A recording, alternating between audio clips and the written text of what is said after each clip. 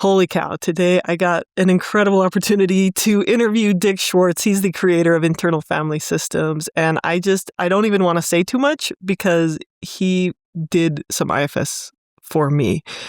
And it was really cool. So IFS is Internal Family Systems. It's a therapy modality that can be really helpful with anxiety, depression, trauma. I mean, there's studies showing it's helpful with rheumatoid arthritis. It's this really powerful, but at the same time, easy to understand and accessible therapy approach. And I can't believe Dick Schwartz agreed to meet with me, but he did. So here's the interview. It's so good.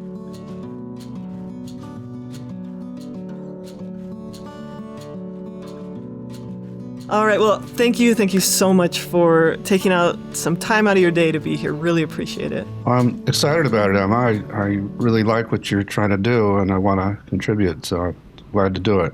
I'm sure you could do a better job than I at explaining IFS in a big picture way, but simply for my audience, perhaps for people who aren't very familiar with it. Yeah, so it's a shift in the way we understand the mind. So basic idea is that we're all multiple personalities in the sense, not we have that disorder, but we all have what I call parts, and that we're born that way. It's the nature of the mind to be multiple, to have these little inner beings talk to us all day and help us in different ways, and that we're born with them, and they're all valuable. They all have different resources and talents to help us in our life. But trauma and what is called attachment injuries and things like that take them out of their naturally valuable states and can freeze them in time and in the trauma and turn them into kind of extreme beliefs and emotions that we experience when we have that kind of history.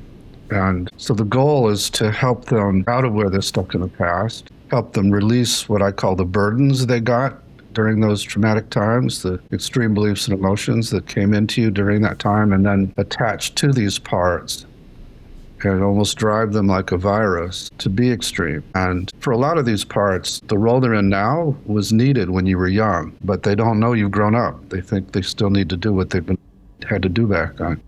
So it's really a way of helping all these parts connect to you, and I'll talk about that in a second, and then trust that they can shift out of these extreme roles back to who they were designed to be, which is always valuable. So that's parts. Once I got hip to the fact these parts weren't what they seemed and they needed to be listened to and loved, I tried to do that. And let's say, Emma, I'm working with you and your critic, for example. I'm trying to get you to listen to it rather than fight with it or ignore it. And it's going okay. You're open to what and asking it the right questions, and then suddenly you're furious with the critic. And it reminded me of family sessions. You know, you're a family therapist, so we're trying to get two polarized family members to listen to each other. Often a third member will jump in and side with one against the other, and the whole thing goes south. And we learn to get that third one to step out and not interfere until the others two can hear each other. You do that and it goes better. I thought maybe the same thing was happening with this inner system. Maybe as I'm trying to get you to listen to the critic, a part who hates the critic has jumped in and is doing the talking. So I began asking clients, could you get that one to just step back, just relax in there? And I found when I got it to step out, it was like a different person would show up who not only wasn't angry at the critic, but suddenly had out of the blue compassion for it and was purely curious about it and had confidence relative to it and was calm. And when the person would be in that place, things would go really well. The critic would relax and would share how it got stuck in this role and so on. And so I tried the same process with other clients of just getting some parts to open space and step back. And it was like the same person would pop out with those same C-word qualities and several others, and things would go well. The person would just know how to relate in a healing way to these parts sort of spontaneously. Yeah. And I would ask you, what part of you is that? You and other people would say things like, that's not a part like these others. That's me. That's myself. So I came to call that the self with a capital F. And now, 40-some years later, thousands of people doing this all over the world, we can safely say that that self is in everybody, can't be damaged, knows how to heal, and is just beneath the surface of these parts such that when they open space, it emerges spontaneously. That's the big deal about IFS. Yeah. And so that's the model. And then, there's a lot to say about how you get it to work, but that's the basic idea. Well, and that's what stood out to me as I worked through your book. And, we can talk about the different parts and the protectors and managers and exiles and firefighters. But as I came to the self, and as your book guided me to experience the self, I felt something that was as real as real. Like it felt very much like a real core part of me. And it was quick and easy for me to grasp, like this healing power that was there. And it was always there. That's and right. It was an inherent part of me. And it changed me. Like it changed me. Yeah, that's fantastic. I'm so glad to hear that. And I imagine you see that every day. I mean, I imagine that people doing this work see this every day. Pretty much, yeah. It's been a kick. Yeah, it's great. It's really cool. It's really, really cool. Okay, so let's go back to parts for a second. So one of the things you said stood out to me, which was like, trauma can force our parts into rigid roles. And maybe we should step back before we say that. Maybe you could describe, like, how could someone notice one of their parts? How would you describe a part, or just give a couple examples of parts first? Well, to do that, I can go into the map you just mentioned. So because I come from family therapy and am a systems thinker, as I encountered this inner world of parts, and I didn't know from parts. Initially, clients started talking that way, and I got intrigued and started to help them explore it. And I wanted to create a map of what I was learning. And so I was looking for distinctions among the roles they were in. And the biggest distinction that leaped out immediately back then was between parts that before they were hurt, you might call these lovely inner children who they give us all kinds of playfulness and liveliness and creativity and joy, and they want connection.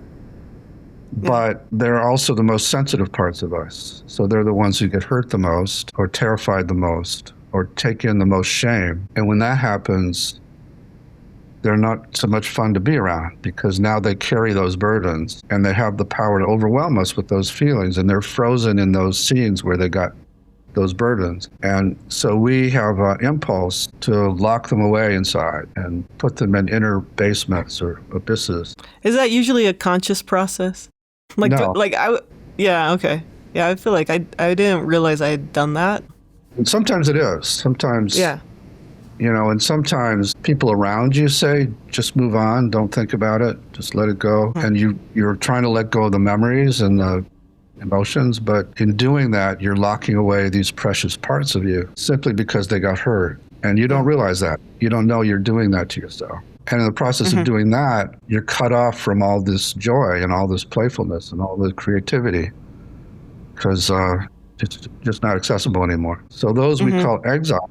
And when you have a lot of exiles, you feel more delicate and the world seems more dangerous because so many things can trigger them. And if they get triggered, it's like these flames of raw emotion just explode out of your gut and threaten to take you out, make it so you can't function.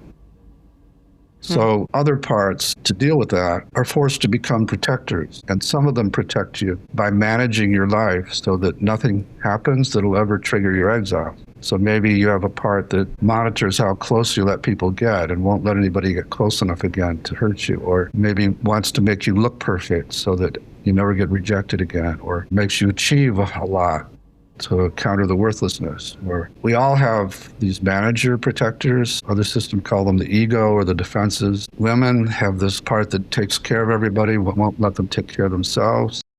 Yeah.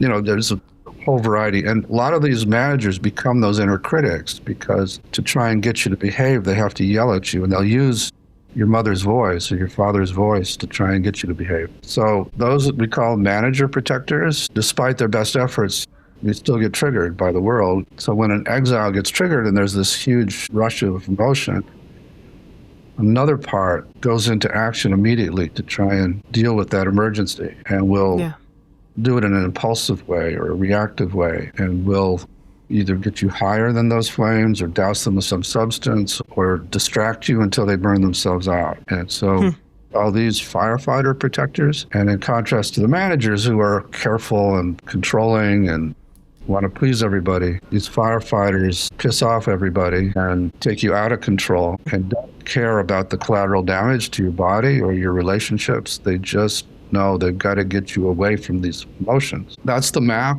It's held up really well all these 40 years. And so as I was describing that, you can think about some of your parts and how they fit into those roles. Yeah. Well, that's what I was kind of actively doing. And from your book, for the YouTube channel, I made kind of a summary of the book. And then I made a summary of your mapping your parts exercise. And I shared that with my audience. Nice. And after reading your book, I asked my parents to send me some pictures of myself when I was like 8 to 10 years old. Because I thought about this kid I was, and I was such a weird kid, which when I was like 8, 9, 10, I thought it was great to be so weird and different. Like I was kind of a tomboy. I was like into fishing. I was like in 7th grade or 6th grade. I was in the fly tying club in middle school. Like I was like the only girl in the fly tying club. Well, one other friend who was a girl. And really weird, but I was like fun and exciting. And then middle school hits and it's like, whoa, it's no longer okay to be weird. To look different. I had short hair. Sometimes people called me a boy. And to do all these weird things. Like I was into like art and design and like engineering. I would do all sorts of wood carving, like all sorts of random stuff. And then middle school comes around and my one other friend who was in the fly tying club, she goes the direction of like, oh, I'm going to go like try to look nice for boys and I'm going to chase boys and I'm going to look all pretty and I'm not really going to be friends with you anymore. You're kind of weird, whatever. And then as I looked at myself at that moment in my life, I really went to sports and academia. Like that was the year, 8th grade was the year where I like had to get a 4.0. Like I had to get a 4.0. And my language, that manager kicked in and made sure you performed at this huge high level. Yeah. So like if I wasn't very good socially or I felt kind of weird or excluded, I made up for that fear and hurt of rejection by being like, I have to be perfect at school then. I just have to be perfect at school. And so that would be an example of like a manager protector, right? Exactly right. And then that type A personality just came in strong. Wow. But then sometimes like, so if I look at myself, maybe you can help me with this a little bit. I look at myself and it's like, in so many areas of my life, I'm like very controlled. So I don't use substances. Like, are there firefighters who are like intellectualizers or like avoiders, like just avoiders? Like I just avoid situations that I might not be good at. Yeah, totally. There are firefighters that are dissociative. Now, there's a lot of different kinds of ways to distract you or get you away from the feelings. Because, like, you could look at me, I mostly write. Like, that's what I do. I write a video, I spend a week writing a video, and then I film a video. Like, I love it. It's my favorite thing to do is, like, to sit and, like, analyze information and condense information and try and make it applicable and condense it into a nice video. But it does feel a little bit like this is my escape, you know? And it's a very functional escape. Yeah, like, totally. It brings me success, whatever. There are firefighters. Yeah, I've got that. I mean, that firefighter in me drove me to bring the model to the world. So yeah. I mean, so, and again, like it sounds corny, but like that part's not bad. No parts are bad. No bad parts, right? Right. No bad parts. Yeah, and even the ones like the firefighters that bring us good things are still straining. They're still in over their heads. These are mostly kind of little kids inside. So even though they're very helpful, it's helpful to let them know they don't have to do it as much and they can trust you to lead. They don't have to take over. So where I see this come out is like it's harder for me to just like relax and play with my kids. Like it's easier for me to just work all the time. Same here. Yeah. So that used to be the case. I've done a lot of work on it, but that's right. So okay, you don't need to do therapy. I mean, maybe you could give a suggestion towards like you mentioned like telling that firefighter like you don't have to do that all the time. You know, let's do a little piece of work, Emma. We don't have to do a whole session, but let's do a little work with that. Are you? Sure. Also, just so you know, I This is not an apology, but I cry really easily. Like my tear ducts are hardwired to my emotions. So I'll cry at like a 3 or 4 and it doesn't mean I'm in distress, you know? I don't worry about it. I'm good with that. Yeah. Great. Yeah. All right. So you ready? So maybe focus on that part that works so hard to create what you've created and never wants to rest, and find it in your body or around your body. Okay. It's probably, I mean, the first sensations that come to mind are in my shoulders and in my back. Oh, great. You know, being kind of tight, locked up, tense. So stay focused there. Okay. And as you notice it, how do you feel toward it? Oh, I wish it would just loosen up. I wish I just was looser. Makes sense. Yeah. Let you play with your kids. But ask the part who wishes that to give us the space to help it. So we just want to get to know it and maybe help it, and not without any judgment. So see if you can just get curious about it. Yeah, so okay. And I'm not really sure how this works. Like, should I be narrating to you out loud what I'm thinking, or just doing it inside? Either way, it's really up to you. Yeah. Okay, so I can notice like the tight part of me. This is the part of me that gets stuff done. Very productive. But then the other part of me is like, you should chill out. Like, you shouldn't be so busy all the time.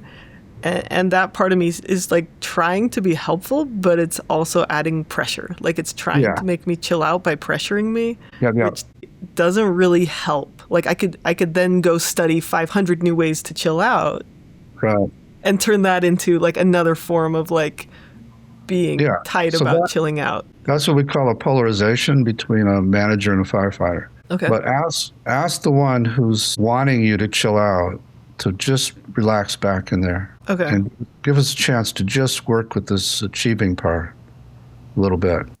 Okay. Let you get curious about it. Okay. So how do you feel toward that one now? Doer part, whatever. I forget what you call it. Yeah. And I don't know if I have a name for it. And we could call it uptight for right now. Yeah. Okay. How do you feel?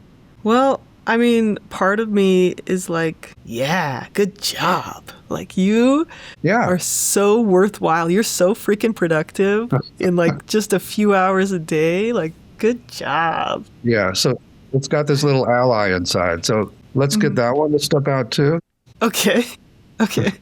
All right. Ally, you can go ahead and step out. Okay. And now how do you feel toward it? I feel a little bit sad. You feel its sadness, or you feel sad for it? Ooh, I feel a little bit sad for it. So let it know that. You have some compassion for how hard it has to work. Yeah. And see how it reacts to your compassion. It initially got defensive about that compassion. Like, I don't need your pity. Like, I'm fine. Even though it's reacting that way, keep showing it compassion. Okay. Yeah, underneath that, it like just melted and it like wanted to like curl up and cry. Yeah, so just be with it while it shows you what's really happening with it. Okay. Yeah, it's an overstressed little kid. So just let it know you get that. Okay.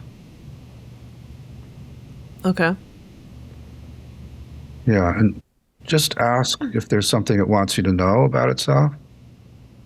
And wait for the answer, don't think. Whatever comes from your shoulders.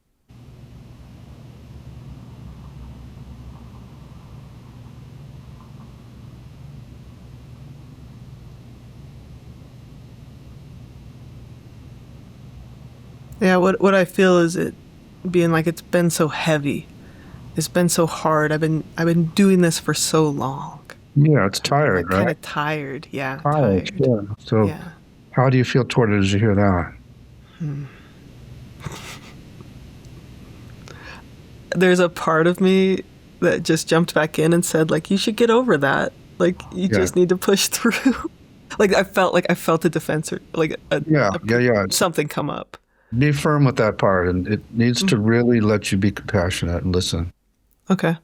So tell that part, like, hey, I hear, like, the part that's like, get over it. That part, I can be like, okay, it's cool. We can listen to you in a minute.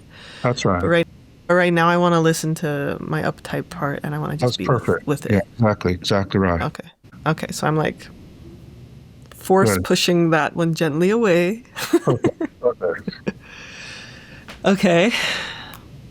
All right. So just let it know. We get how tired it is. Okay.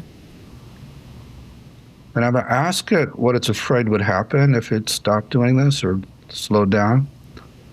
Just ask what it's afraid would happen.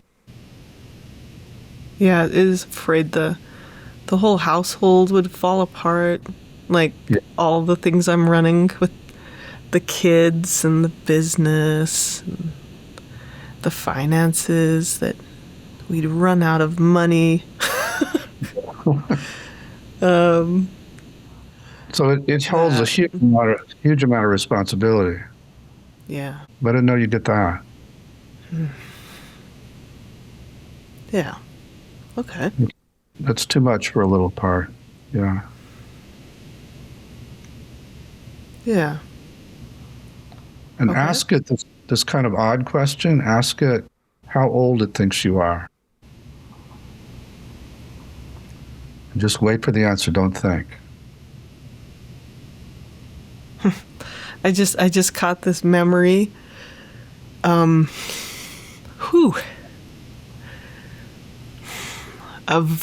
me in 9th grade when my mom took me to the shoe store to get running shoes, and the running shoes I wanted were too expensive. And so I felt like I needed to, like, worry about, there's 7 kids in my family, you know? Like, I felt like I had to worry about not having, like, desires for a certain type of running shoe. Because maybe our family, like, it put too much stress on the family. Like, I had to take that back on me. Yep. So how do you feel toward that 9th grade kid? Yeah, I feel, like, tender. Yeah, like, good. that was like scary for you. Like, that was scary, and just felt like pressure all the time. Yeah. How's she reacting to your tenderness? She's like, yeah. She's like, yeah, that was scary.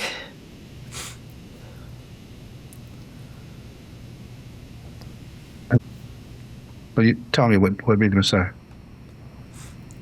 Yeah, I can also feel like this. I can also feel this part of me that's, like, really safe and courageous, being like, together we got this now. Yeah, let her know. Let her know that you're not that young anymore. That things are different now, and that you can take care of her. She doesn't have to take care of you or the family anymore. Yeah. And just see how she reacts.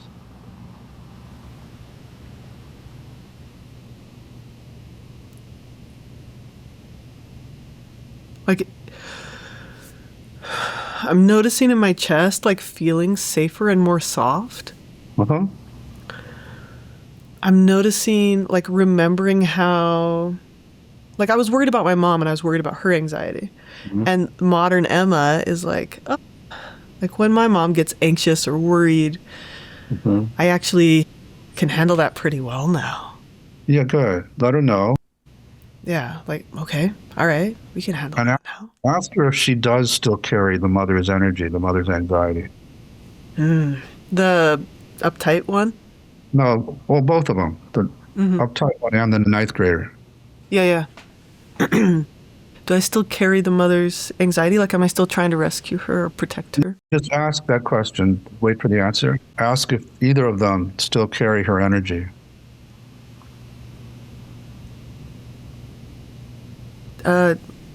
Definitely the uptight one still does. Like, feels that need, yeah. Ask if it likes having to carry that or it might be interested in unloading it. Oh man, I would love to unload it. It would love to unload it. The first thing that comes to mind is this this long line of tense Mahoney females. Like my mom and my grandma and my aunts. I just feel this like, we women have to carry everything. Yeah. Well, that's what we call a legacy burden. That came in your lineage. Mm-hmm. And it would be good for you to not pass it on to your kids. Oh my gosh, I would be so grateful if I could. So yeah. Let's see if we can unload it. We'll go back to the uptight one. Okay. And ask where it carries all that, in its body or on its body.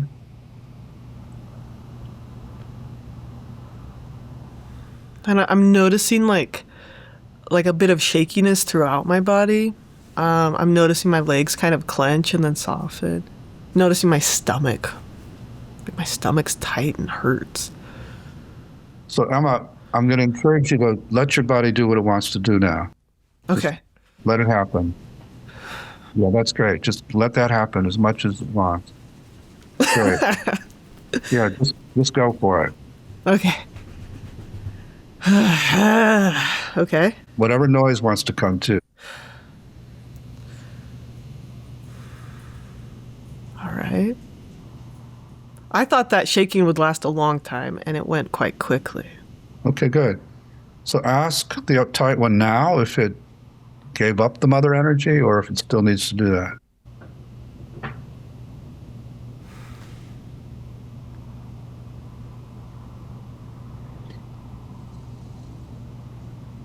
In this moment, it's feeling light. It's feeling lighter. Good. There's another part of me that's like, it's not going to be that fast. Yeah. Well, it might need more, but this was a big deal. Yeah.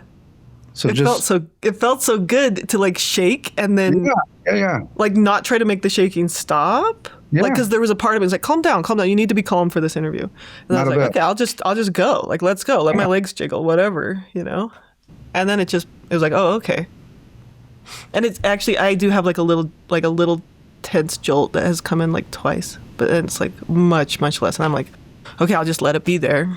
It's okay. Good. Yeah. All right. So ask the former uptight one what it would like to do now inside of you.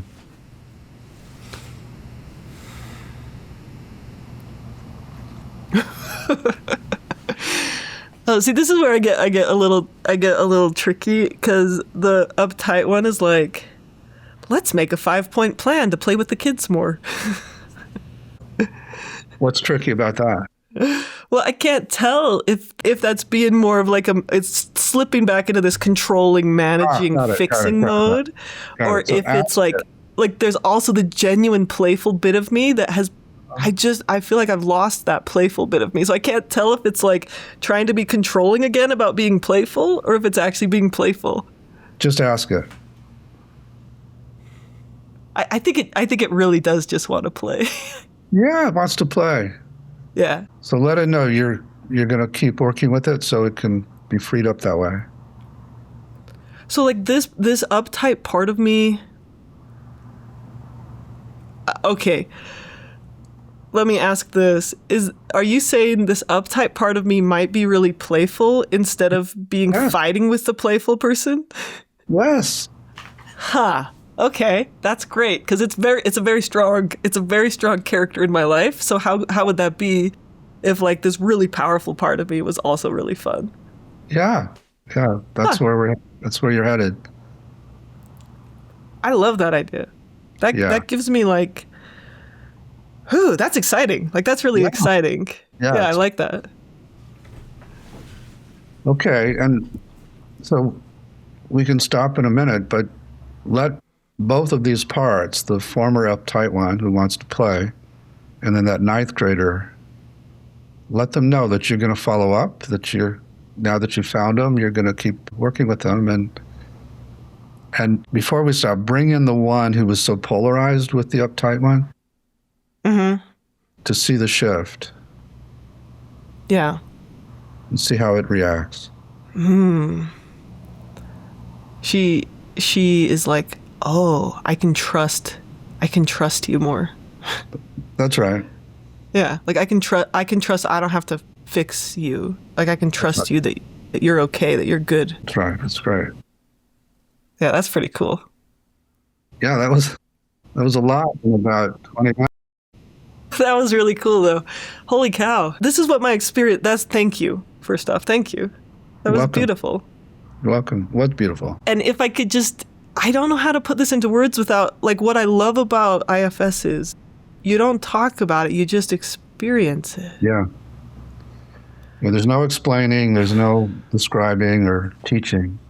Yeah. You're just doing it.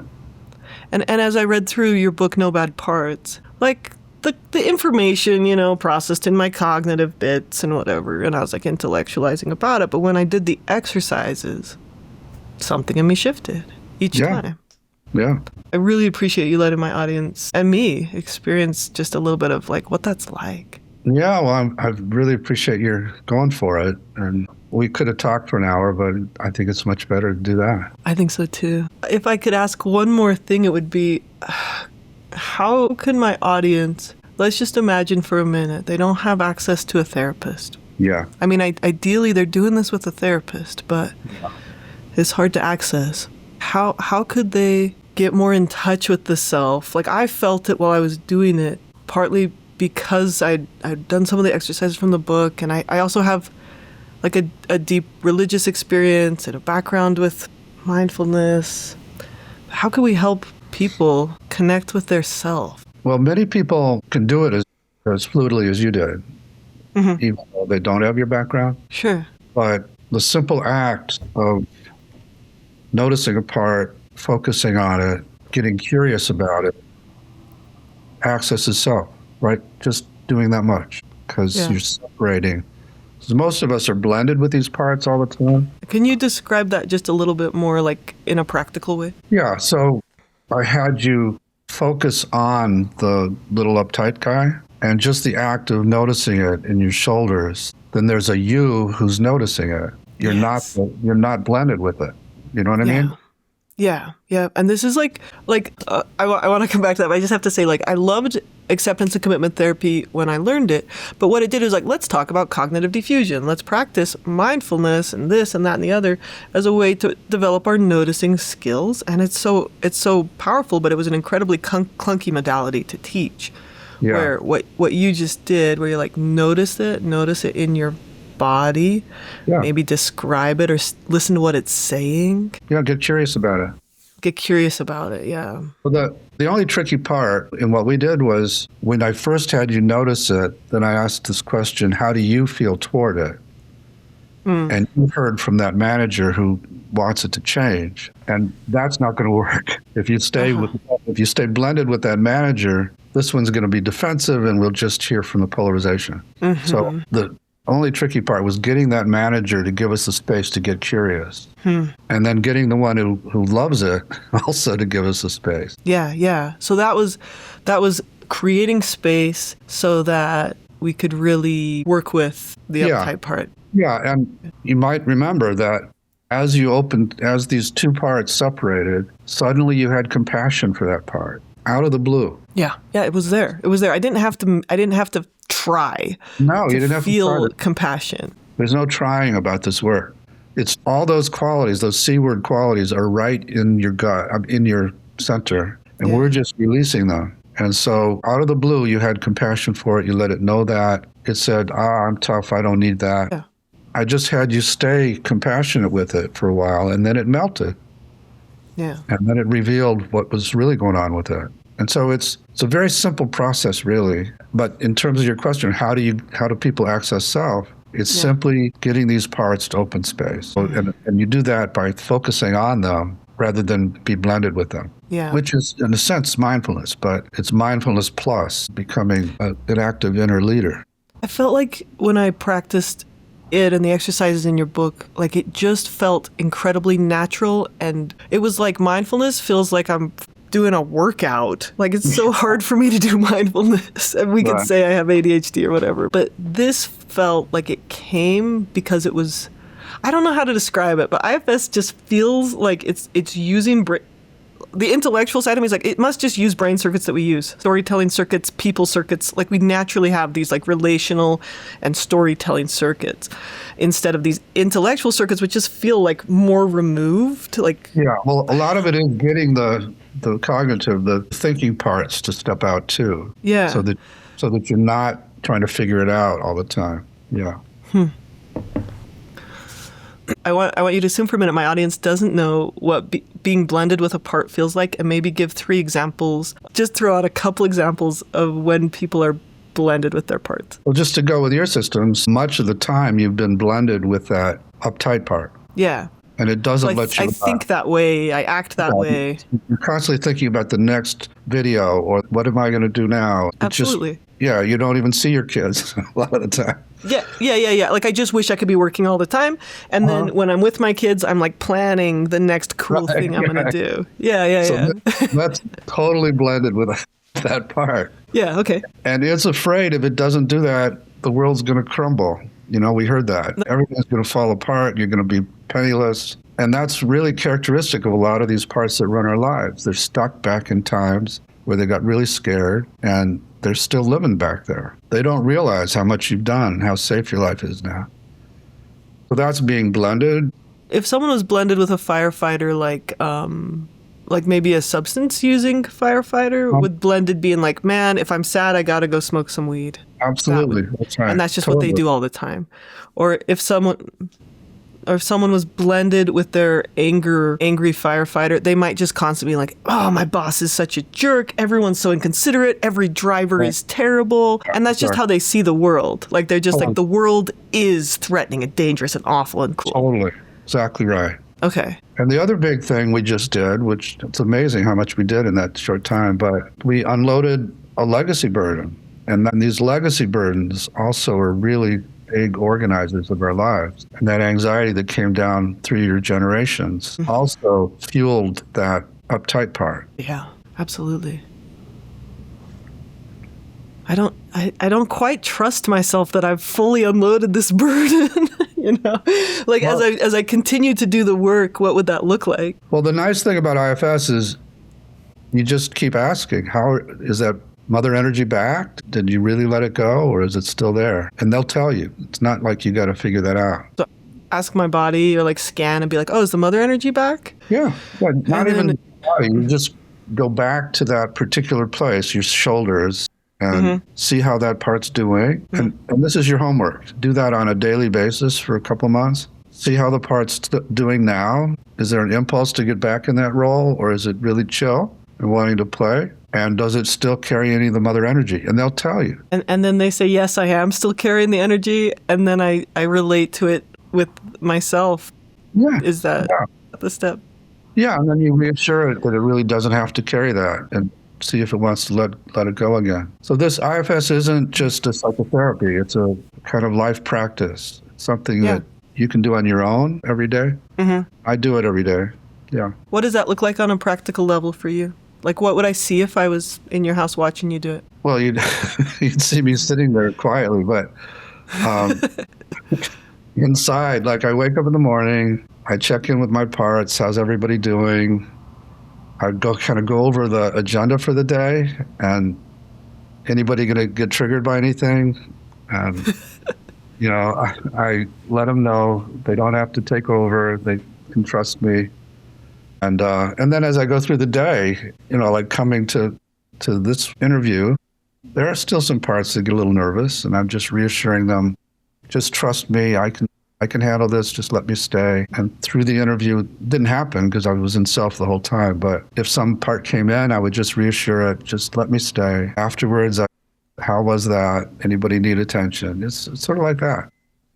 Do you find that is effortful work? Like, does that feel like it takes energy, labor? No, I mean, in the early days, when a lot of my parts were very extreme still, it was challenging because I was blended a lot. And they didn't trust it was safe to separate and let me handle things. So it did feel like work early on. But there are four goals of IFS. One, the first one we did some of, which is to help all these parts out of this extreme roles they're in so they can be who they're designed to be. And so we did some of that with the former Uptight guy. And then second goal is for them all to come to trust you as the leader. They don't have to do it. Like this part had all the responsibility for keeping you going and not having the world collapse, and didn't know you, doesn't know from you, because it took over when you were in ninth grade and it's been running things ever since. And so helping all the parts see there is this grown-up in there who can run my life and can take care of us is a big, big relief to all of them.